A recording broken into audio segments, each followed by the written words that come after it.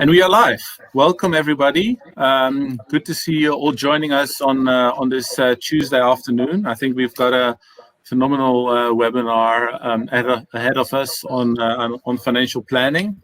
Plan to win, a playbook for financial planning in the age of urgency. So it's great to see that you guys all joining. You can already see some of our panelists. Please introduce yourself in the chat. Tell us where you work, what your job is. We'd love to get to know you a bit better. This is a community platform, so we always love to know who's here and be in touch with you. This webinar is made possible by Workday, great partner of the CFO community. So we're really grateful for the great content they are bringing to us, and we're extremely lucky to have Tom Bogan here, an absolute legend, all the way from the USA. He's the CEO at Adaptive Insights, company that was acquired by Workday a while back, and he's still in that role, and also executive vice president at Workday. Earlier in his career, he was an investor, board member of several highly successful software companies, including Citrix Systems. So, Tom, fantastic to have you here this afternoon. And we've also got Martine Burgess, the planning wizard at SA Taxi, and loving it. She told us already in the preparation. So we've got someone who really loves planning, which is great for this webinar. She's been with SA Taxi for 8 years now, and is the head of group FP&A, I think, since March. I think she thought there was a lot to plan from March onwards. As you all know, something happened in March. So she has a lot of great planning experience, and she'll talk a little bit about the role of planning at SA Taxi, and how it also helps them to become innovative, and why they've chosen to in future work with Workday Planning. And then Zuko Mdwaba, the MD of Workday in South Africa, is also here to, if there's any questions about Workday and planning in South Africa, he'll be on hand to answer those towards the end of the webinar. I would really encourage you to ask as many questions as possible. This is your webinar, so let's please make it count. You've got the experts in the house. Yeah, I think that's all really from my side. So what we're going to do now is I'm going to hand over to Tom. I'm going to stop the slides and start these slides. And yeah, Tom, once again, thanks for being here. And over to you. Well, great, and good afternoon. Good afternoon, everybody, and wonderful to be with you, and thank you for the time this morning. So I wanted to start this discussion with my background and my early days in planning. And you can go back to my introduction to planning was about 40 years ago, in the very, very early days of planning as we know it today. I was working at a company in the waste service industry. Then my boss, the CFO, came to me and said he wanted me to be responsible for the company's planning process the following year. And we had about 100 locations throughout the United States. And if you could imagine this, the planning process was entirely manual. And he handed me a book. It was about this thick, a binder. And on each page was a 13-column spreadsheet with 12-month plans for each one page for each of the 100 locations we had. And each of those locations had 5 profit centers. And he said to me, there's some new technology, it's called a spreadsheet, and you can use this and apply it to the planning process. So I came into the building you see there in the background in the center in downtown Boston. And on a December morning, on a Saturday December morning, all by myself, the only one in the building.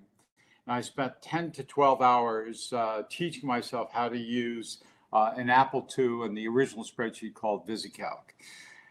And at the end of that 12 hours, I looked down at the building you see in the foreground, Faneuil Hall in Boston, where so much of the American Revolution happened. And I looked down at that building and I said out loud, I said, this technology will change the world. It'll change the way we operate and change everything we do in business. And it did. What I didn't understand in that moment is it would also fundamentally change the arc of my career and everything I thought was possible and potential. And I think we sit today at another seminal moment in planning, where the importance of planning to our businesses is absolutely significant. And I believe that creates an opportunity for all of you to take that leadership in your organizations. And it's critically important because we see this everywhere in virtually every industry, whether it be retail, transportation, consumer-facing industries. Technology is disrupting businesses as we know it.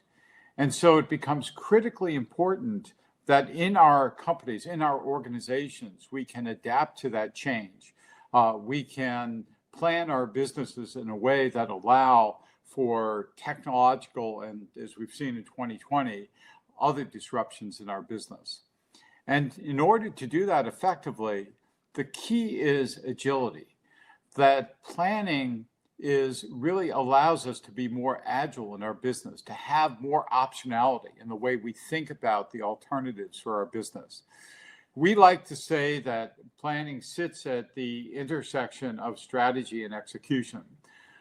You can have a great strategy, but without a plan, you don't know what to execute. You can be incredible as an organization at execution, but absent a plan, strategy becomes execution at the point of attack.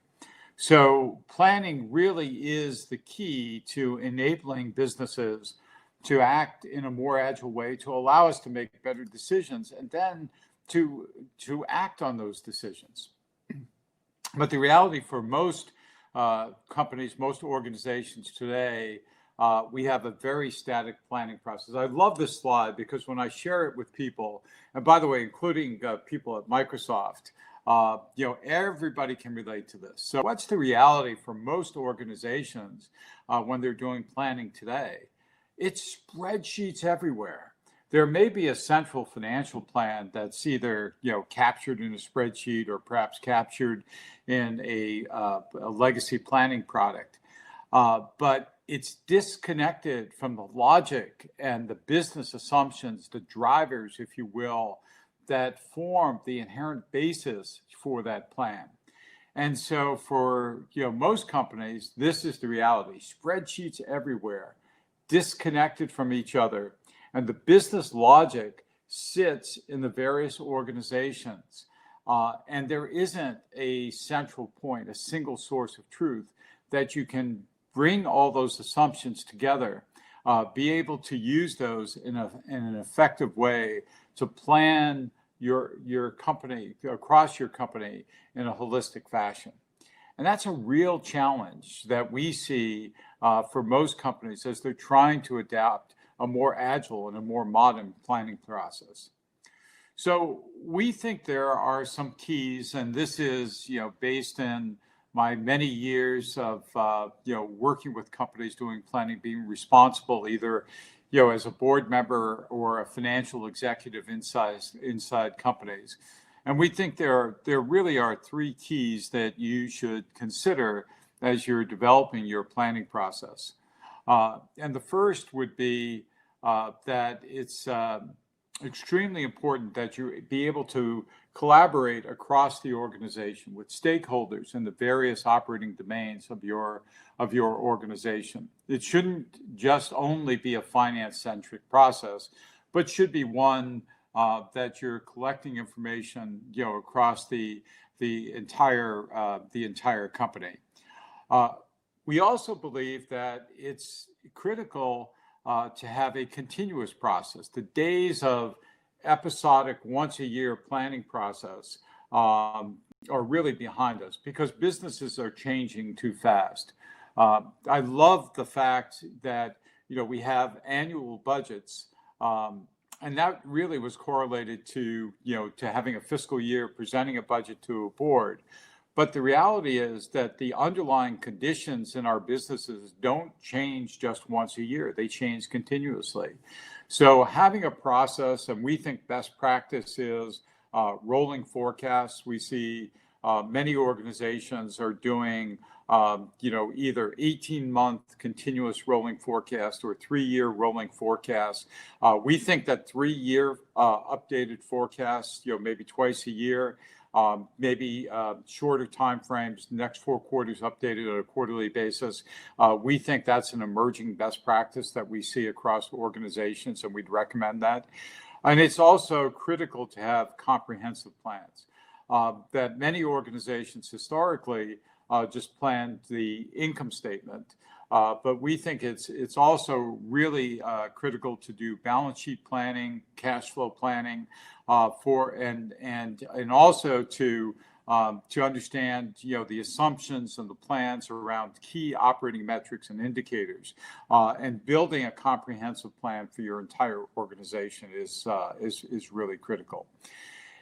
And then if we're going to plan throughout the organization, you need a tool that allows it to be used by business users.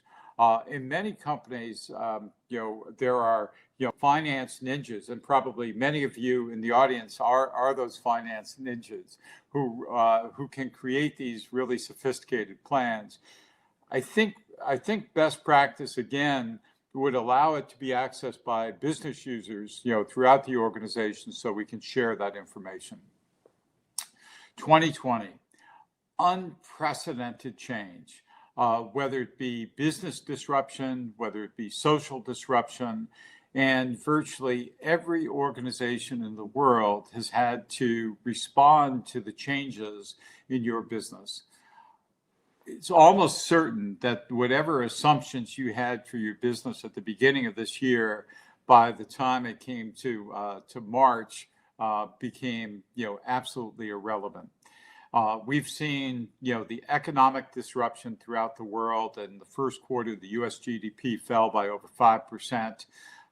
We saw unprecedented unemployment in the United States, where it increased to the highest levels ever recorded, the largest percentage increase. It was sudden, and it was very difficult to predict. And so how did companies respond? What we saw in our customer base is what you'd expect. In April alone, companies ran 30 times more forecasts and scenarios. Everybody was doing scenario planning. Everybody was trying to understand the impact of COVID on their business and trying to determine how best to manage their business, how to survive the uncertainty associated with it. And it continues today. Over the last quarter, on average, there was about a 15x increase over the prior year in the amount of modeling, recalibrating scenario analysis that companies were performing. And I wanted to share a couple of examples, in our customer base, and some of what we saw and some of what we learned from, from our customers. And the first is a healthcare company, Christiana Care. They're located on the East Coast of the United States. And historically, they built annual plans with annual drivers, annual information. And when COVID hit, they weren't allowed to provide optional surgeries. They had to leave their capacity to be available to potentially treat COVID patients. It was a tremendous disruption to their business. And they didn't have a baseline for how to forecast and understand their business. So what they did is they began looking at data on a month-to-month basis, looking at what the actuals were for the prior month and using that as the basis to forecast what was going to happen to their business. Their CEO and their board wanted multiple scenarios, and they were able to provide those. So they built, I think 20 or 25 scenarios for their business, looking at individual locations rather than trying to plan and forecast the business across broader sets of geographies, looking at each location and what was happening there. And they built this model of a rolling forecast for their annual plan and revenues and expenses, and they were able to transition to something that was based on last month's actuals. And you see here their director of financial planning and operational analysis. He said that we pivoted to month-to-month forecasting in just 4 days so that they could better manage and understand the impact of COVID. Another great example is a smaller organization, Apollo MD. They're based in Atlanta, and they provide urgent care services. And as you would expect with shelter in place, the inability to perform elective surgeries, it had a tremendous impact on their business, which they had to forecast. So they were able to quickly pivot, evaluate what workforce adjustments they had to make, how to change their operating assumptions, and they increased their modeling activity by over 50% in terms of the scenarios and the models they ran as a result of COVID. So another example of companies responding to the challenges raised by COVID. We also experienced this at Workday. And at the beginning of the crisis, there was a lot of uncertainty in terms of how COVID would impact our business. Many of our customer implementations historically had required some on-site engagement. Of course, we couldn't do that during the crisis. Our professional service team effectively pivoted to Zoom and virtual engagements with our customer base. It worked out far better than we might have expected at the beginning of this. But in our dialogue, our discussions with our board, they wanted us to run 3 scenarios. What is your worst case scenario? What does that look like? What's your baseline?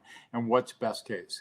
And they wanted us to run multiple iterations and sensitivity analysis on those 3 scenarios. So our FP&A team engaged and ran hundreds of scenarios over the course of a few weeks. Got deep involvement with our operating executives, our sales, marketing, operating and infrastructure provider, IT executives, and we're able to run multiple scenarios and reassess our plans, which we took to our board, and it allowed us to make a decision that we committed to no layoffs, no reductions as a result of COVID. And we assessed the impact on our balance sheet, our financing plans, and recalibrated our underlying drivers and assumptions around our operating plan.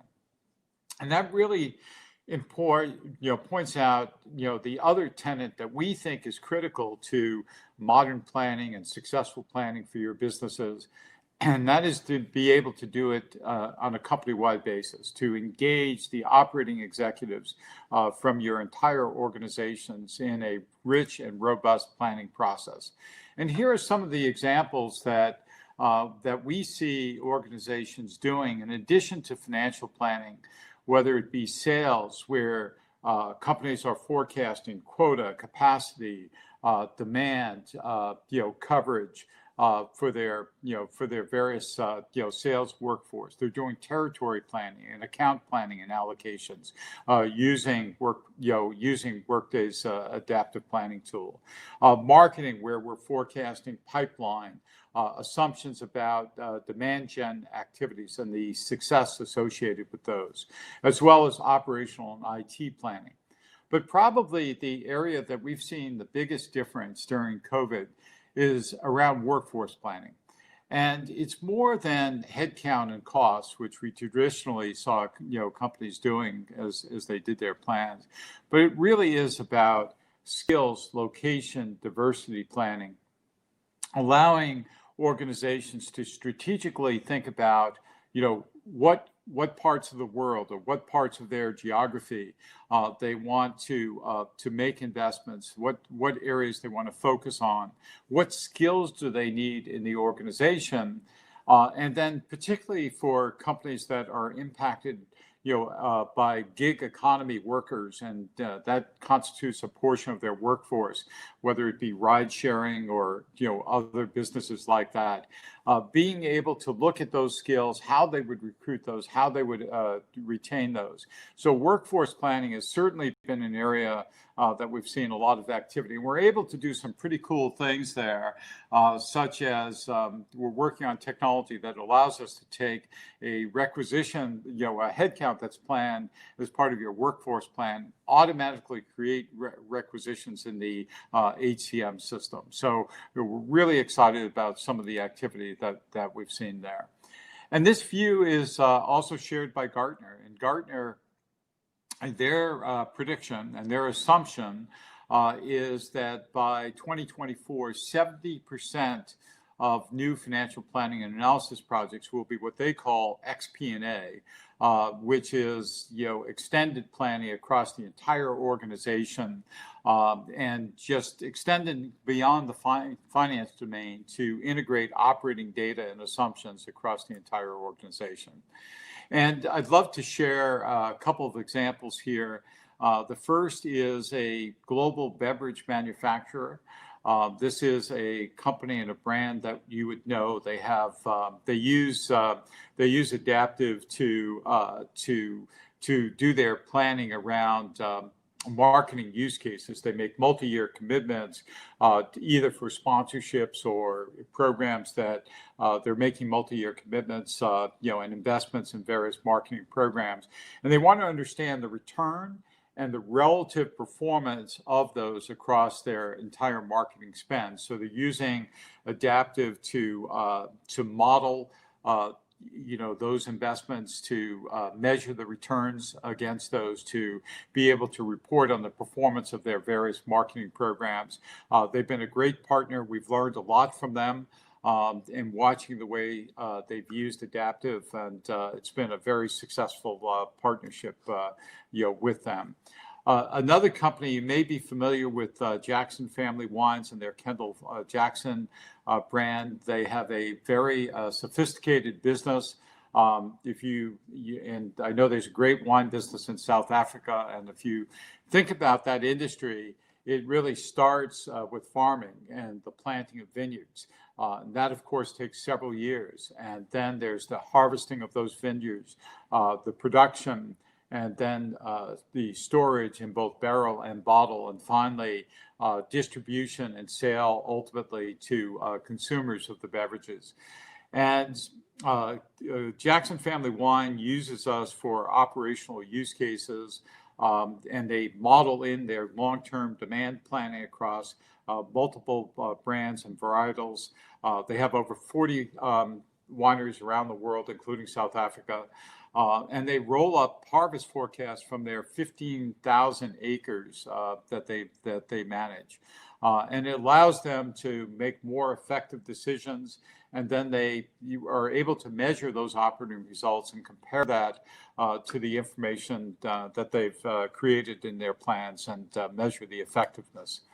The last example I'd like to share is one in the sales planning space, and Rubrik is currently one of the hottest companies in Silicon Valley. They're in the IT infrastructure space, and a critical part of their operations is about ensuring that they have the right visibility into their sales capacity, and correlating that to what they see as the opportunity of their demand forecasting.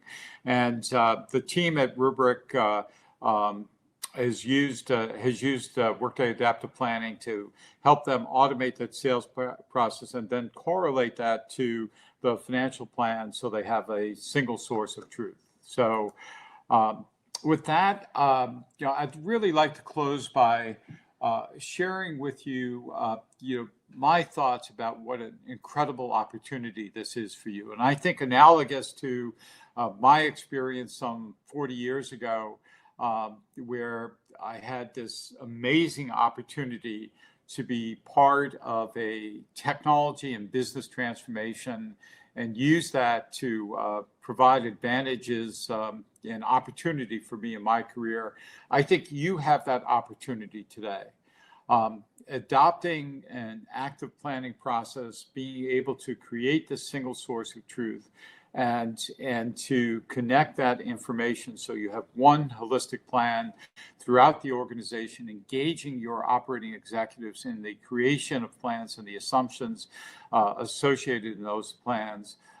It will put you in a strategic position to help your companies grow, to navigate change, to be more agile, and to have a more effective planning process. And I think conversely also create opportunities for you in your careers. So thank you so much for allowing me to share a few moments for you, and look forward to questions. So with that, I'll turn it back.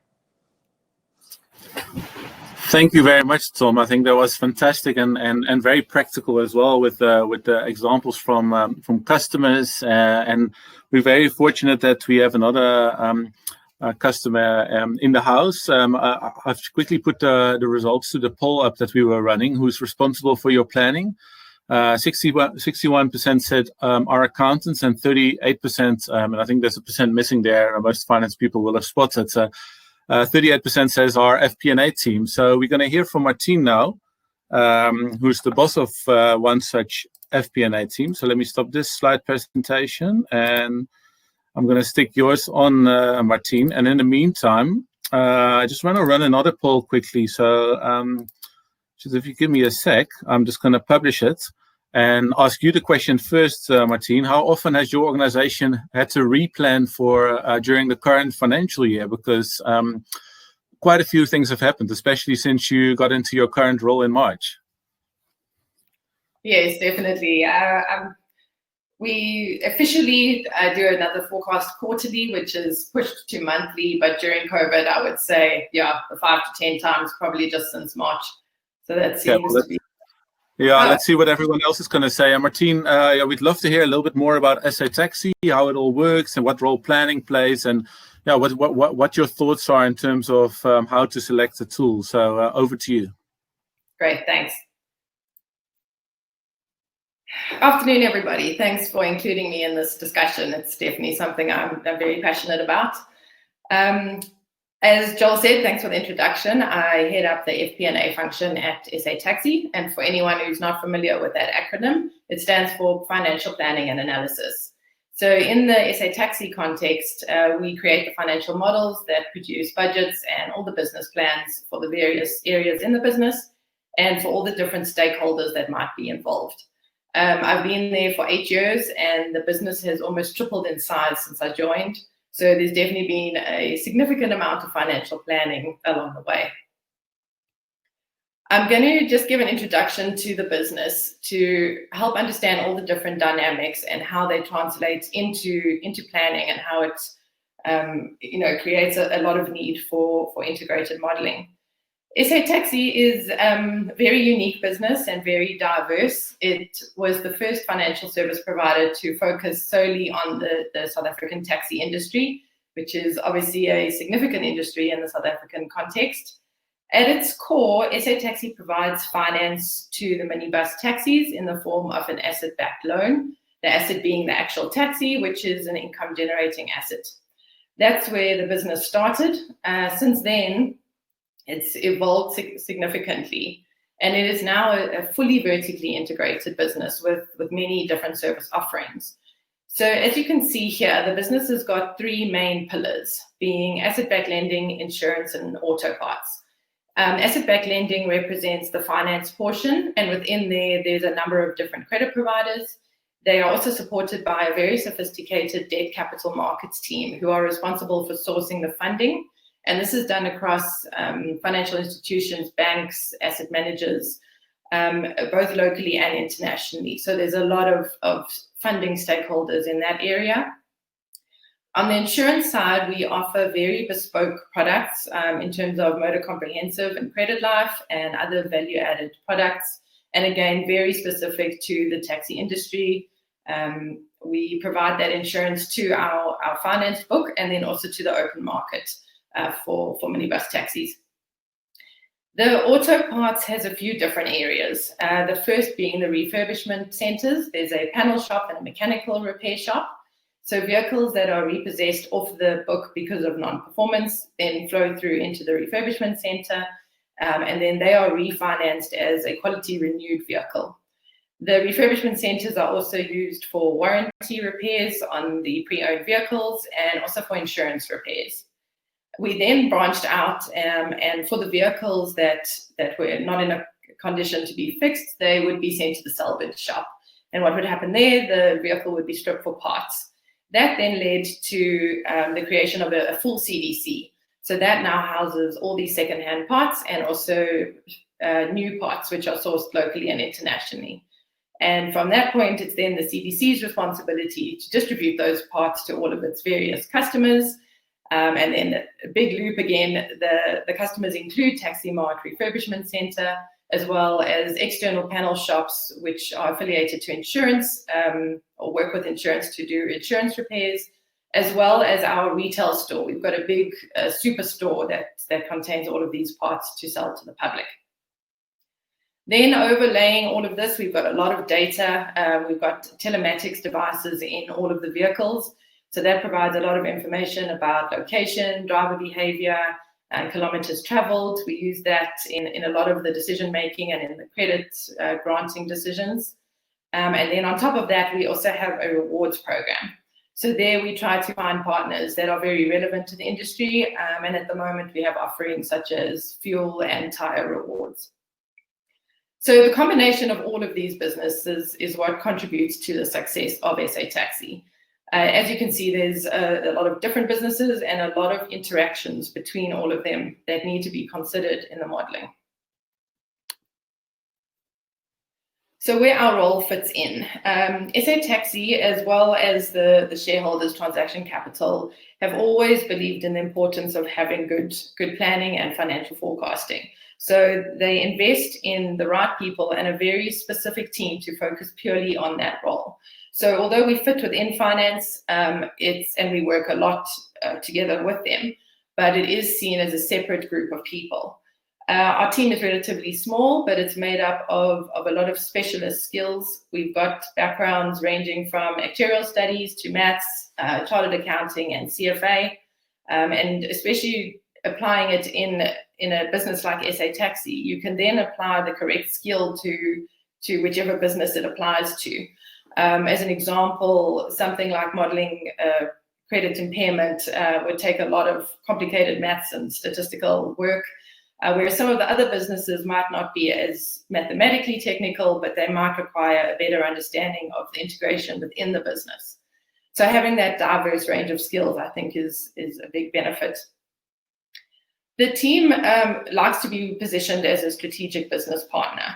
So what that means is we want to be the link between the shareholders and the executives and the actual business.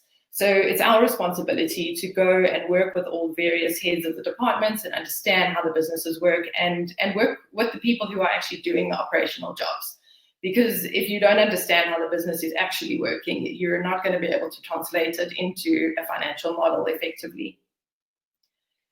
I think also once you have an effective model that is easy to use and shows clear outputs, you're not only planning for the profitability, but you're also able to identify what are the main levers and what can be adjusted in order to increase those returns, make sure that the returns are what your shareholders are requiring. Then on top of that, we are definitely a very centralized function. So each of the specific areas can focus on what they need to do and achieving their targets, and we can translate a change in the one area, what impact that might have somewhere else. We can also then utilize all the different skills across the areas. I mentioned credit, there's very specific skills there, as well as insurance as an example, in terms of insurance pricing and capital requirements.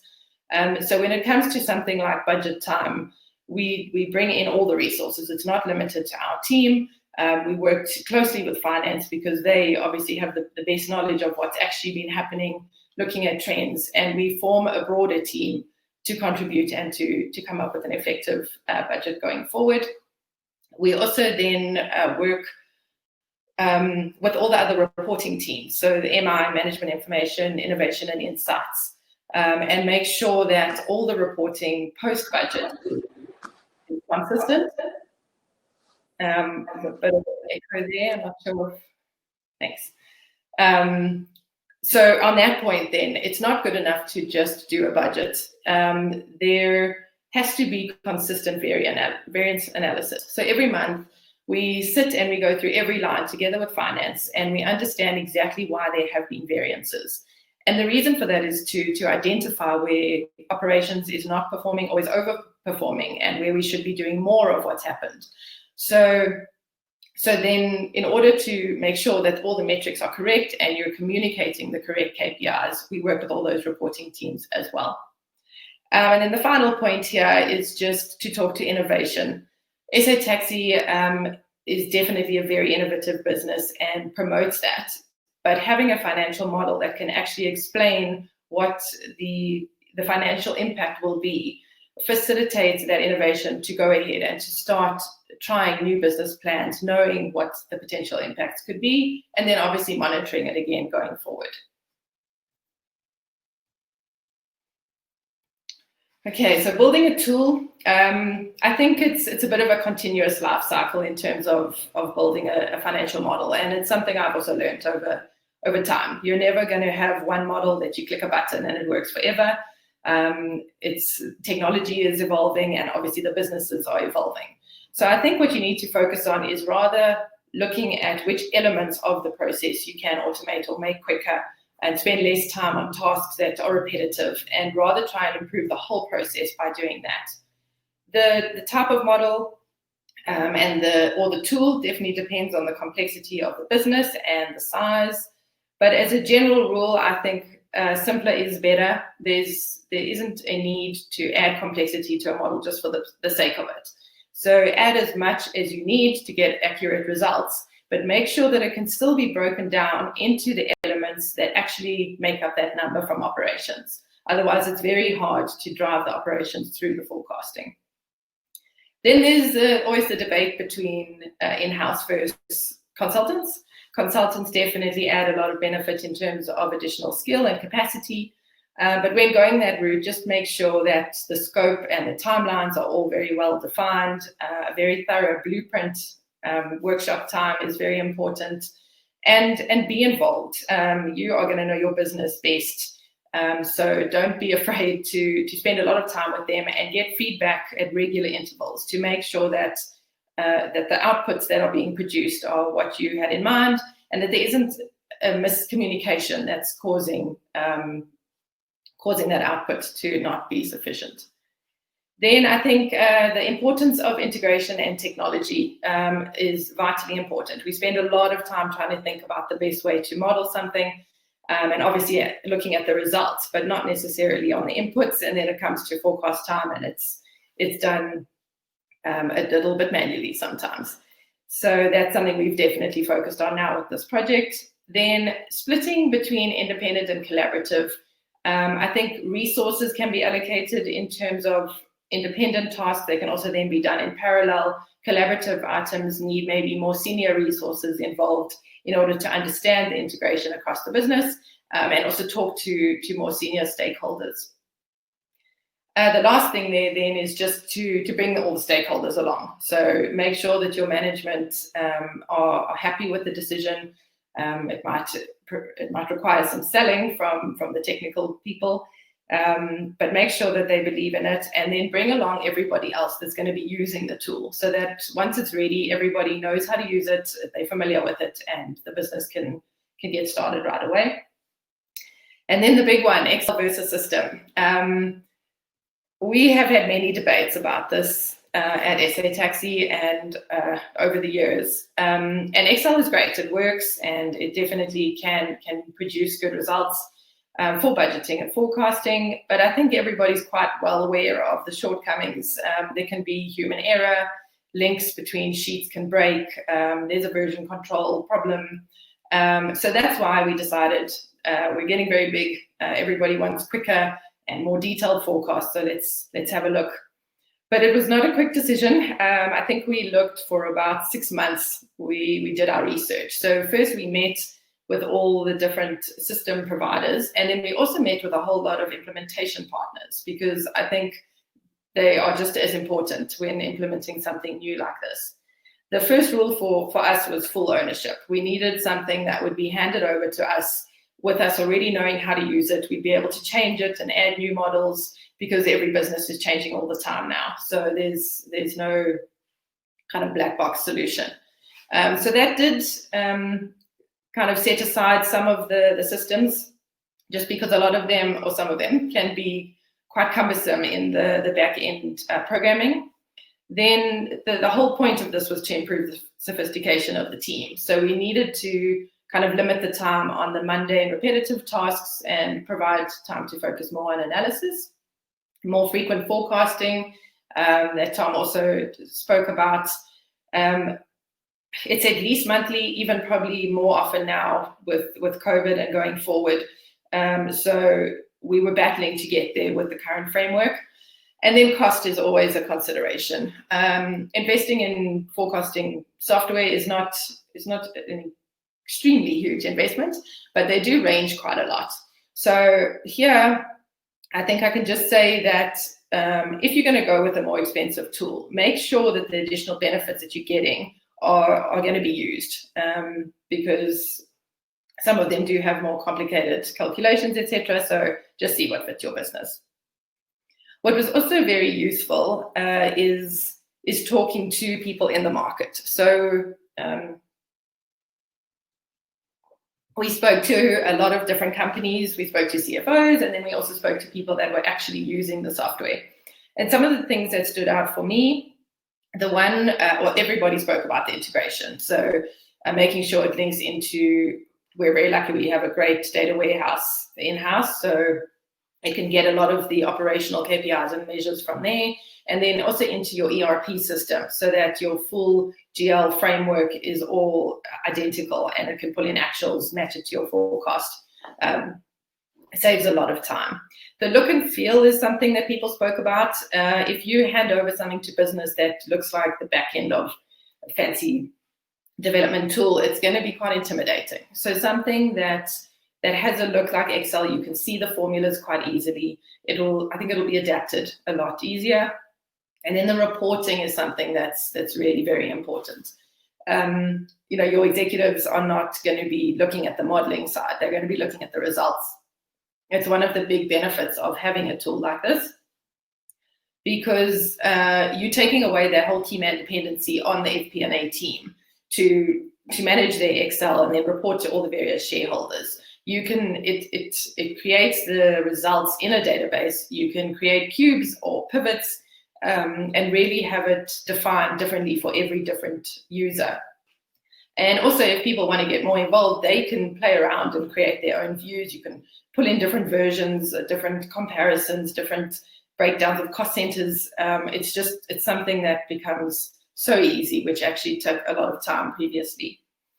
So eventually, after this long journey, we chose to go with Workday Adaptive Planning and Decision Inc. as our implementation partner. We are currently about maybe 1/3 of the way through the project. But we've already seen the benefits of the initial setup, setting up that GL framework, getting the integration sorted. A few of the models have been delivered. It's very exciting to see this automation coming about. There was an extremely detailed blueprint process where every single calculation input was written down and documented, and that's really made this next process then so much quicker. Very excited to have that for the way forward. I think it's going to improve the productivity of the team. We'll be able to, step away from our screens and be a lot more collaborative and communicate a lot more during these hectic budget times and stress times. And one of the really important things I think will be, instead of creating one view of what we think the forecast or the business plan will be, you can create many views. You can, run lots of scenarios and understand the risks and the returns associated with them and actually optimize your budget, which is very exciting. And then all of this leads to just continuous planning as often as possible. And then you can quickly make decisions, quickly change the direction if it needs to happen. And that's where we are. So we've got a few more months ahead, and then we look forward to taking it live. Thanks, Joel. Fantastic. Thank you so much, Martine. I think there was a very comprehensive overview of sort of your thought process, and I think super practical and helpful for the people in the room. And I've recognized quite a few names as being FP&A people, so I'll share that list with you later, so you also know who we're actually talking to. But I think thanks for that again. Let me just take the slides down so we can all come on camera, Zuko and Tom as well. Maybe just Zuko from your South African view, just maybe share with us what stood out for you and what Tom and Martine shared. Well, good afternoon, everybody. First and foremost, thanks, Tom. Thanks, Martine. I really enjoyed the presentation, Martine. It really spoke to the points that Tom had covered. You mentioned a couple of things around agility. You mentioned innovation, which goes hand in hand with agility. And one of the things that you mentioned was the continuous planning, which Tom also spoke to as well. I think over the past couple of months, one of the things that we've been hearing locally in South Africa is that there are a lot of organizations that have been talking about the iterative process, especially during this time of crisis where they have had to do planning on a regular basis. I mean, at the beginning of COVID, there were organizations that were literally meeting at an exco level, in some cases at board level, on a weekly basis, on a bi-weekly basis, to try and analyze and have that plan.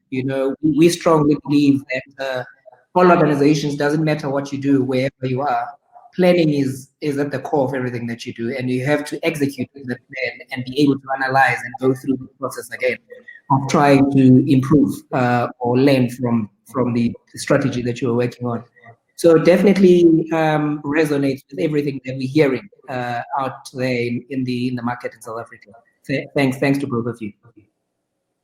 Thanks, Zuko. And maybe a few questions popping up. Looking at the poll results, when we asked where does reporting sit, about just under 40% said it sits with our FP&A team, but the majority said it sits with our accountants, actually. And I see Nick also asked in the chat, should planning actually still fall under the CFO? Because Tom, you were talking about all these various aspects of planning, and this also talks to Karen's question about the streamlining across the different business units. So maybe just to tackle that, Tom. First of all, should planning be under the CFO? And secondly, can you maybe talk about how does that streamlining work between all those different planning processes across the business? And I'm also quite curious to hear a little bit from you, Martine, after that. But let's hear from Tom first. Yeah, so thanks, Joel. So I think it should sit with the CFO. I think the CFO is the logical, strategic point, and the role of the CFO will evolve as they become more deeply involved with the operating assumptions and the operating plans and various parts of the business. Martine, I thought you did a wonderful job of talking about the importance of those connections and the connection to the business assumptions. And I thought your examples were terrific and spot on with what we hear from other customers as well.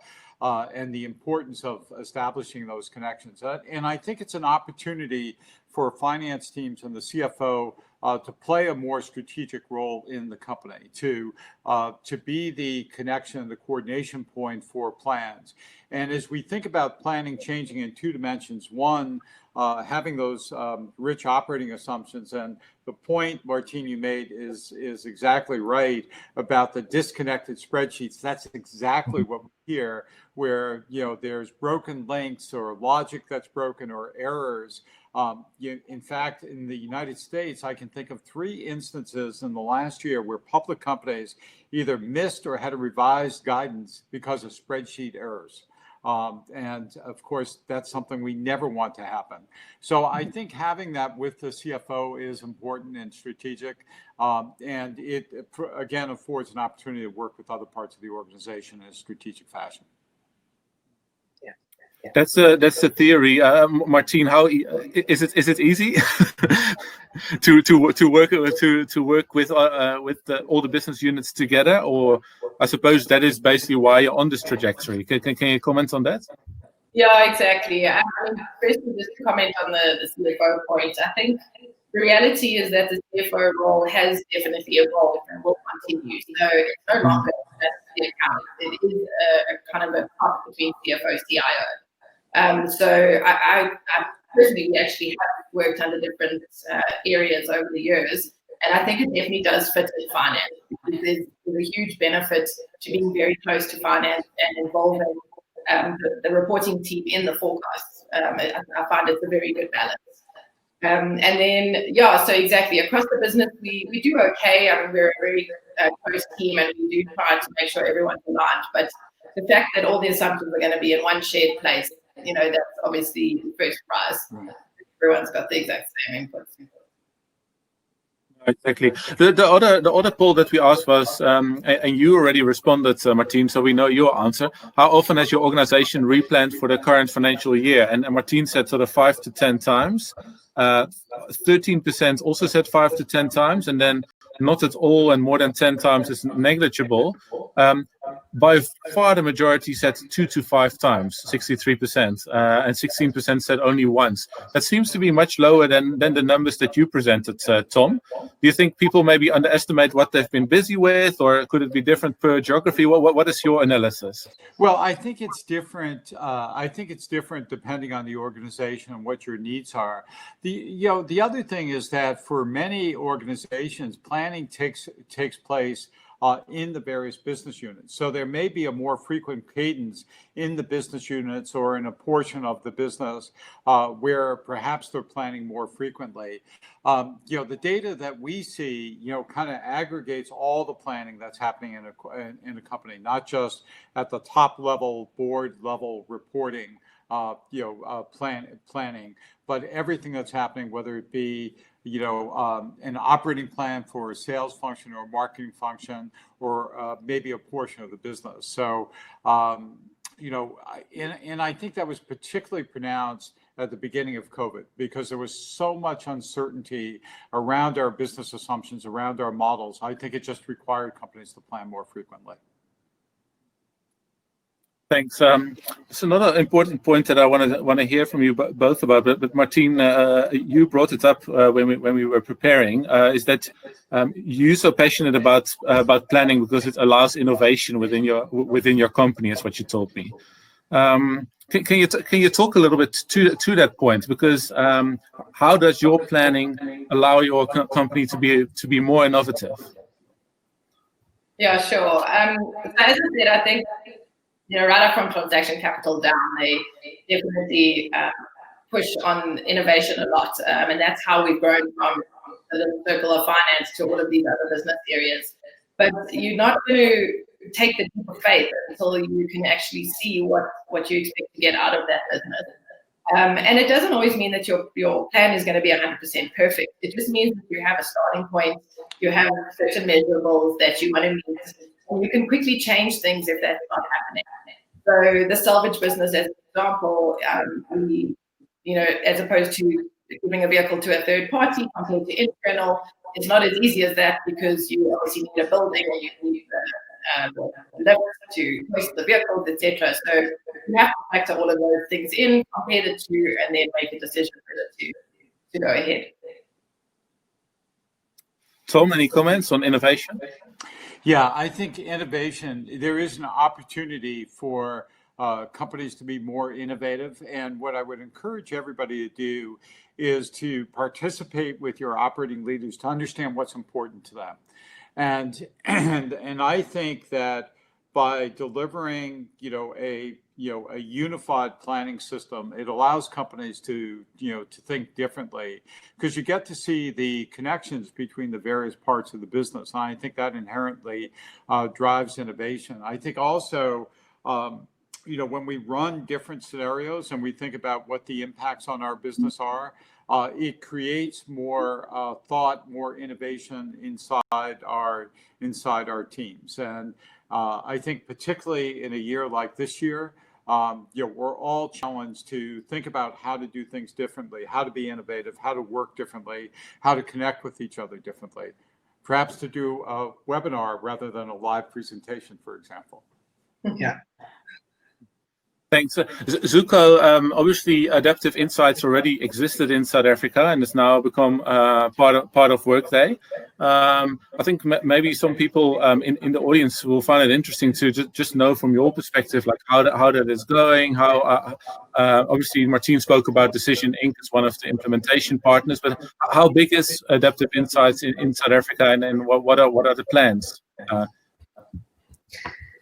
It's still relatively early days. However, it's we've got a sizable customer base, and through the help of a Decision who have been operating in this part of the world before we had presence in South Africa. So they've done a sterling job, basically acquiring customers and getting these partnerships with us.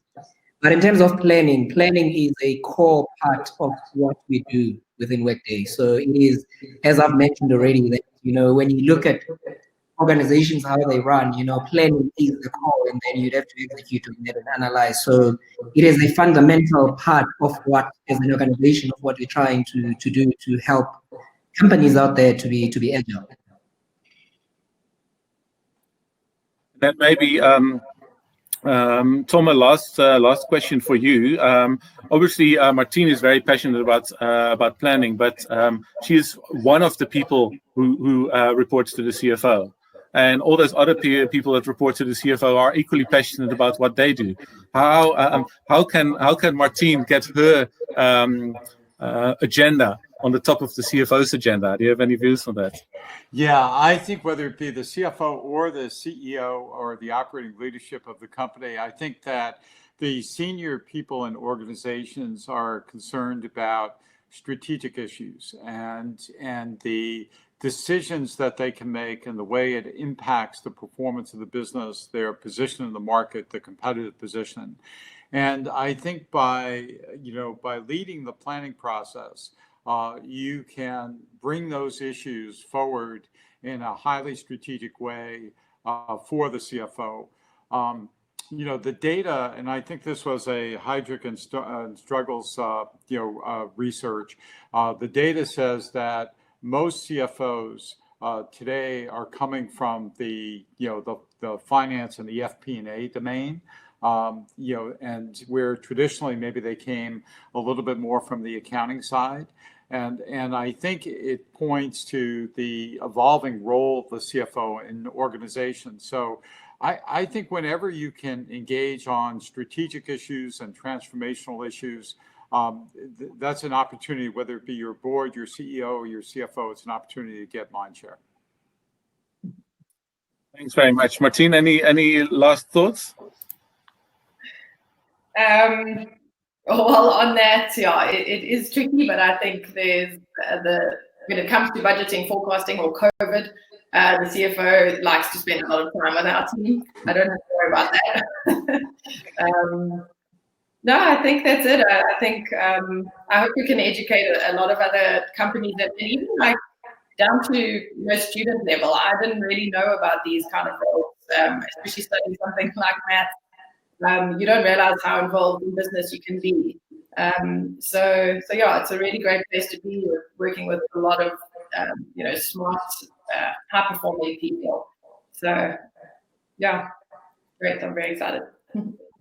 Fantastic. Thank you very much, Martine. Thank you very much, Tom. Thank you very much, Zuko, for making your time available. I think it was a super informative webinar, very practical. So I think there's been a lot of use. The recording will be available until the end of time. So I think we're gonna have a lot of people watching this for a long time. So Martine, you're famous now, and. Yeah, so thanks again for everyone for joining. I think you know where you were. So this was the webinar. We've got loads more in store as Finance Indaba Network, as CFO South Africa. Next week we're talking to Andrea and Wayne about predicting the unpredictable. And then the week after, is that the week after already? No, one more week, but this is the big one. Finance Indaba Network. Launch on the 15th of October. Please just clear your diary. If you recognize any of these people at the bottom, they're all top CFOs, and they will all be speakers at this event. So very grateful to Workday to be one of the big supporters here as well. Yeah, so to each of you, thanks for joining. And Zuko, Martine, and Tom, thanks once again for sharing. Thank you. See you all soon. Thank you. Yes. Bye.